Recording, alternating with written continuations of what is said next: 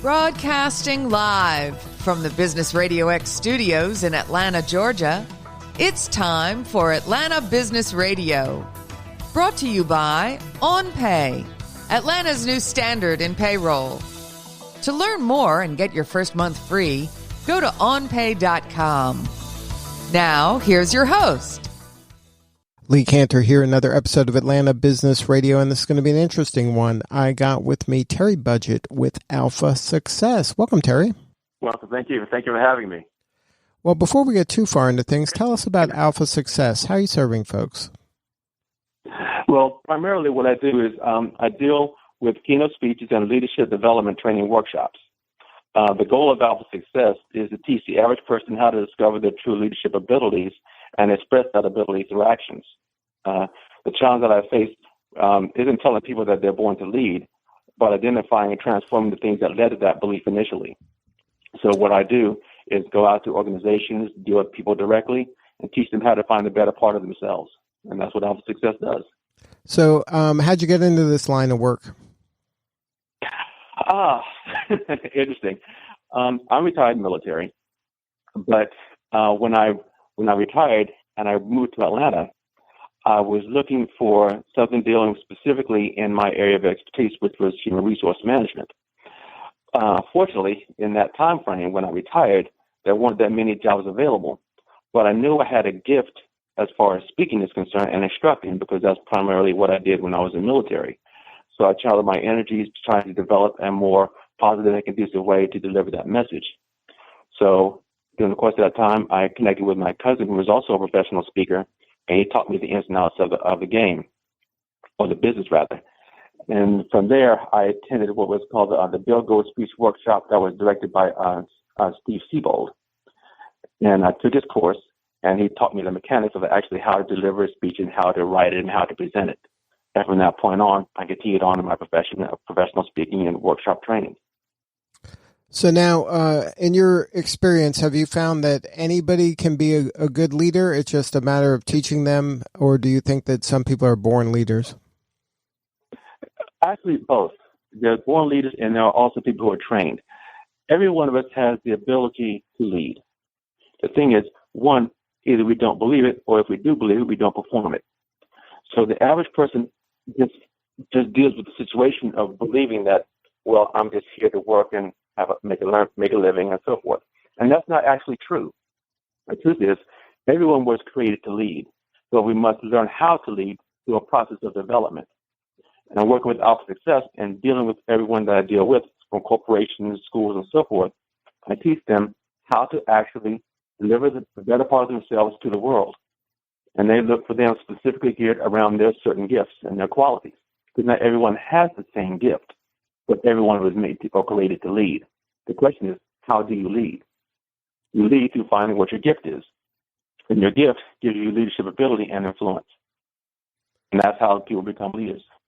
Now, do you find that a lot of people just don't believe they either have a gift or they are not aware of their gift? Much of it is simply this. The first step is self-discovery, and the next step is understanding your current belief systems. When you're truthful about who you are and what you can do, discovering your leadership potential is easy. It's when you deceive yourself and believe your own lie is when it becomes a challenge. I outline in my book the areas of focus and efforts to guide the reader on a path to discovering their true potential and to put it into practice.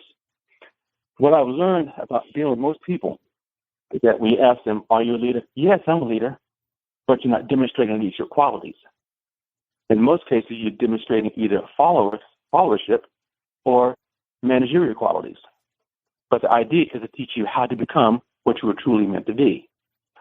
But it's seldom able to do that in the sense of changing the belief system that the person currently has.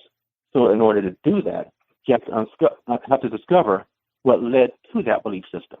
Uncover it, reveal it, get them to face it, and change the way they think. When you change the way you think, you can change the way that you live. And then you can exude or exemplify your true leadership qualities. Now, what do you tell the person who has been kind of in a circumstance that maybe they're not getting the kind of support that other people get, where they're just being told constantly that they're not a leader and there's kind of no hope. And how do you get them to kind of self-discover on their own the strength to move forward without kind of having a support system in place? Everything that you experience is a lesson. The question is, do you see it as a lesson or do you see it as a loss?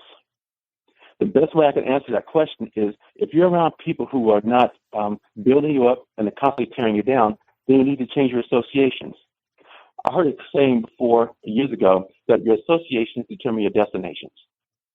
So in order to change the way you think, change the people that you surround yourself with. Because if you're going in a specific direction, everybody can't go in that direction with you. So sometimes you got to drop some people off. I use this story when I'm teaching or instructing leadership. If you're in a car and you're going in the direction of success, everybody that you're with isn't qualified to be in your car with you. Sometimes you have to take an exit and drop some people off because everybody's not qualified to go on the destination that's ahead of you. They have their own destinations. So are you going to drop them off or carry the weight? You have to decide what avenue that you take. So when you're deciding what path you want to be on, you also have to decide, do you want people to come with you who are going in the same direction, or do you want to take the path alone? Sometimes being alone is the best choice you can make. Now, when you're working with organizations and teaching leadership and helping their people become better leaders, what kind of success can they expect after going through a workshop or a class with you? Well, let me answer it in this way. I teach what I call the alpha philosophy. Now, it depends on what they're trying to do to determine how and what I teach. When I'm teaching the alpha philosophy, which is an acronym, attitude, leadership, purpose, honor, and acumen, these components are the pillars of what I call the exceptional leader. They're very specific and very focused on what the actual exceptional leader represents, which is why I call them the alpha, because it's easy to remember. When people sit down and talk with me or attend one of my classes, I teach them the opportunity or the availability of how to self-assess. Who are you and what do you have and what can you bring to the table for the betterment of you and everyone else that's around you? True leadership is not about self. True leadership is one about self-discovery, but it's for the benefit of other people. And when people sit down with me, they understand that I have a gift, I have an ability, I have a talent, I have a skill. The thing is, how can I use that ability, gift, talent, or skill for the benefit of other people? Now, majority of the time, the people who identify who they are, what their leadership ability is, and present it and give it to the world, find a better sense of self-establishment. They have a better sense of self-gratification because it makes them feel better to do for other people to help them find the better part of themselves. It's satisfying. And what I do with people who are around me and the people that I teach, they learn, what can I do? Who am I? And how can I deliver it to the world? And what they'll discover is that when they find who they are and what they can do and they deliver it to the world seeks them out for what they have. Not for who they are, but for what they can deliver. That's your true leadership potential. It's not who you are, it's what you have, the gift that you bring. And that's what people learn when they come to sit down with me. Now, you spend a lot of your time working with leadership in organizations and businesses, but you also spend some of your time in prisons. Can you talk about the work you've done at the Lee Correctional Facility? Oh, Lee. I love Lee. Here's the situation with Lee. I teach leadership development and mechanisms and efforts to show how leadership isn't about projecting force, but about promoting cooperation and collaboration towards a positive goal. We create an atmosphere of positive energy that allows them to focus on success rather than just survival. Now, with the knowledge that we provide, it allows them to address past hurts and pains in order to generate healing and compassion.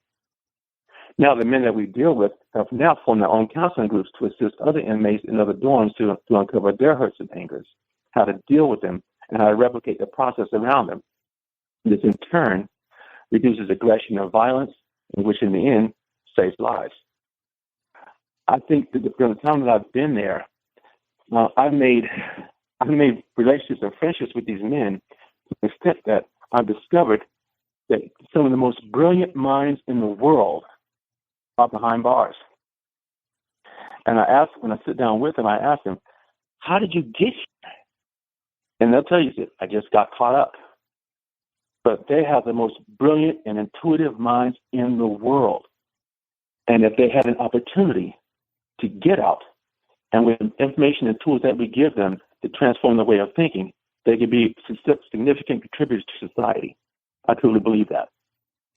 So I take the time and energy to promote with them, and spend that time to engage them, to learn not just what they think, but how they think, and how they can become better individuals and better contributors to society once they get out. I enjoy what I do.